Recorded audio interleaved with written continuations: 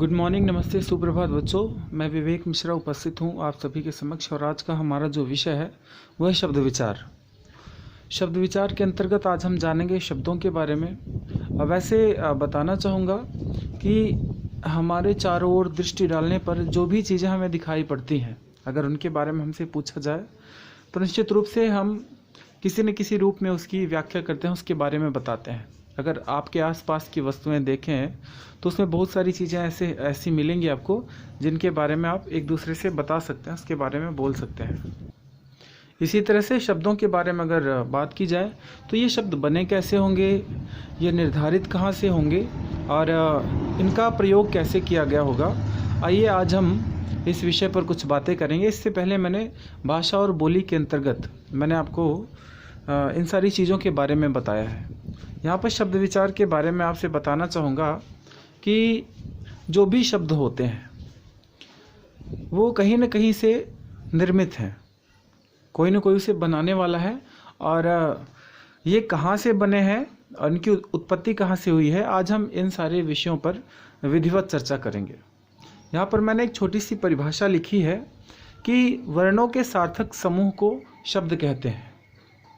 आपको पता ही है, वर्णों में आपने स्वर व्यंजन पढ़े होंगे और ह्रस्व स्वर, दीर्घ स्वर, प्लुत स्वर। इसके अलावा व्यंजन में आपने स्पर्श व्यंजन, ऊष्म व्यंजन, संयुक्त व्यंजन आदि व्यंजनों को भी पढ़ा होगा।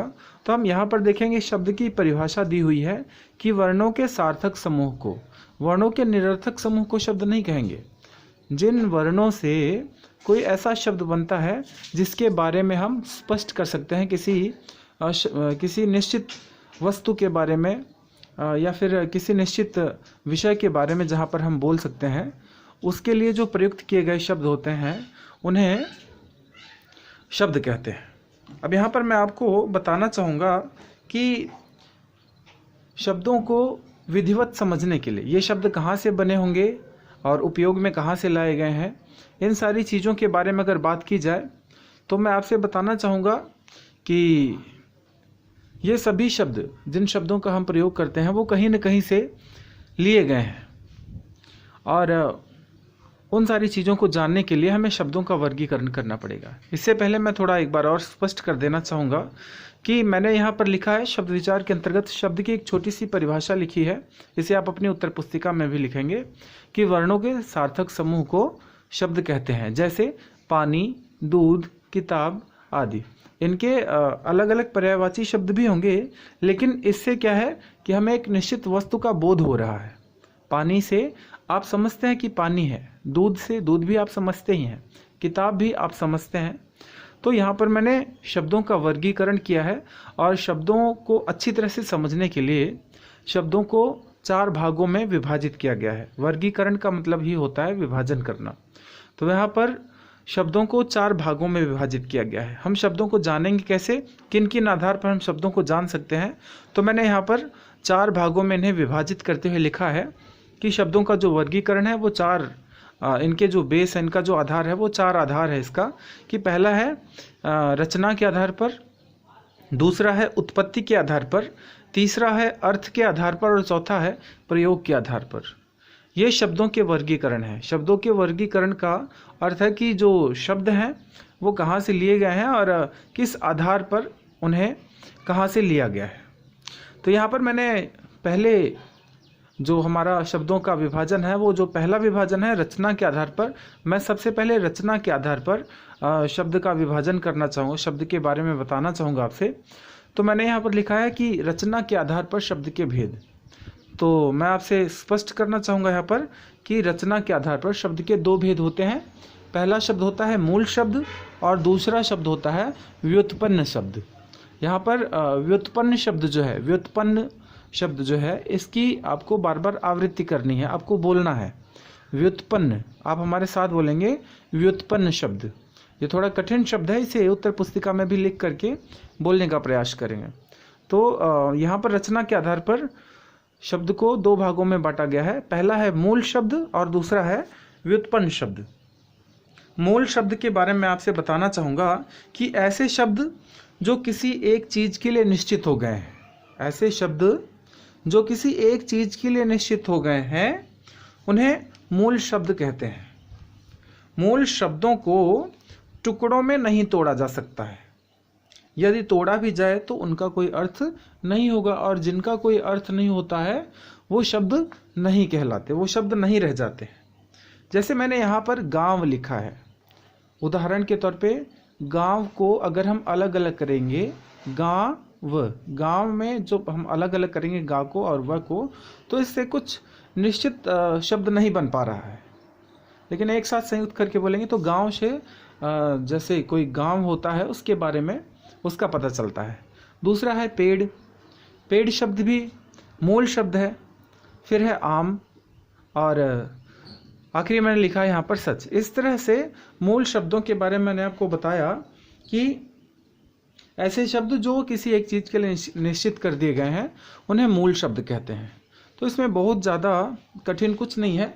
स्पष्ट तौर पे हम ऐसे साधारण सी परिभाषा में भी कह सकते हैं कि ऐसे शब्द जो किसी निश्चित वस्तु के लिए, निश्चित व्यक्ति के लिए, ऐसे जो किसी एक चीज़ के लिए निश्चित कर दिए गए हैं उन्हें हम मूल शब्द कहते हैं।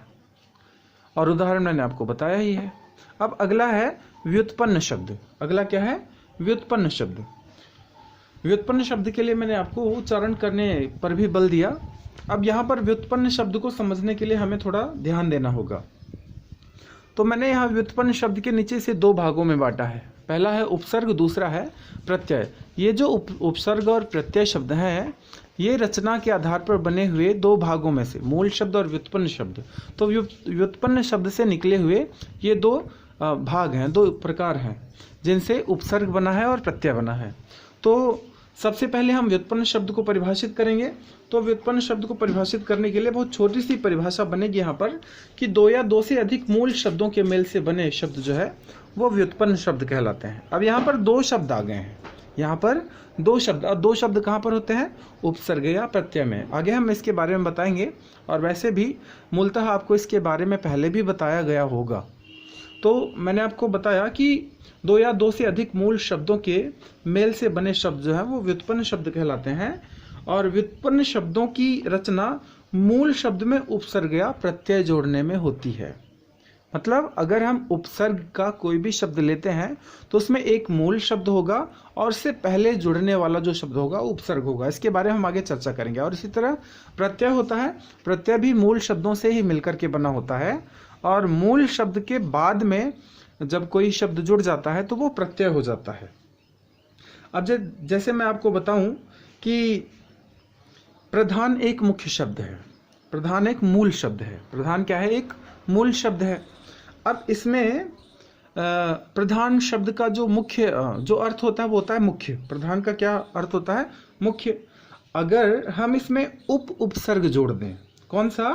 उपसर्ग, तो कौन सा शब्द बनेगा? उपप्रधान। तो प्रधान शब्द क्या था? मूल शब्द था। इसमें हमने उपसर्ग जोड़ दिया तो क्या बन गया? उपप्रधान। इसी तरह से प्रधान मूल शब्द और आचार्य, प्रधान मूल शब्द और आचार्य मूल शब्द में संधि होकर शब्द बनेगा प्रधानाचार्य।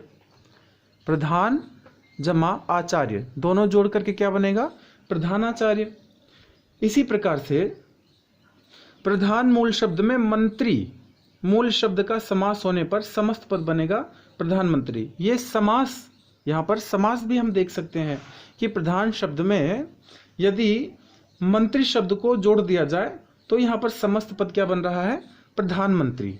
तो व्युत्पन्न शब्द के और भी कई उदाहरण हैं, जैसे पाठशाला है, राष्ट्रपति है, रसोई घर, वीरता, पीताम्बर, नीलकमल, उपग्रह, वीरोचित आदि।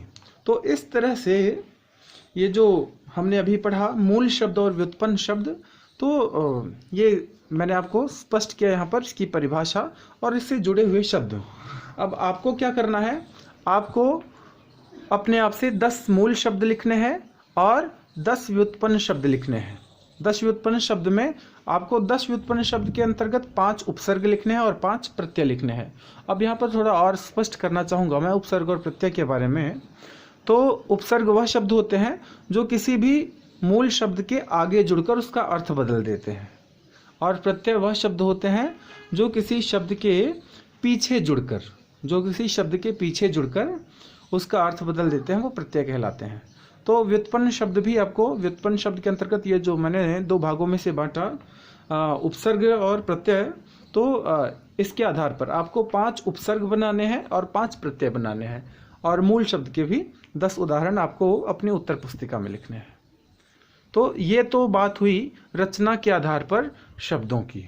अब हम आगे बढ़ेंगे और आपको बताएंगे कि उत्पत्ति के आधार पर शब्दों के कितने भेद होते हैं।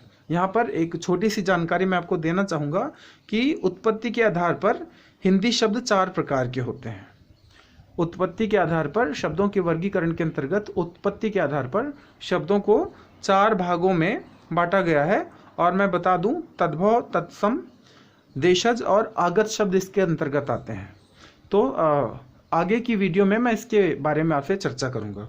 तो आज हम शब्द विचार के अंतर्गत हमने जो कुछ भी पढ़ा है इसे उत्तर पुस्तिका में अपने लिखना है, और जो मैंने आपको लिखने के लिए दिया है मूल शब्द से संबंधित कुछ शब्द और व्युत्पन्न शब्द से संबंधित कुछ उपसर्ग और प्रत्यय आपको अपनी उत्तर पुस्तिका में लिखना है और भली भांति समझना है। ठीक है, ओके, थैंक यू।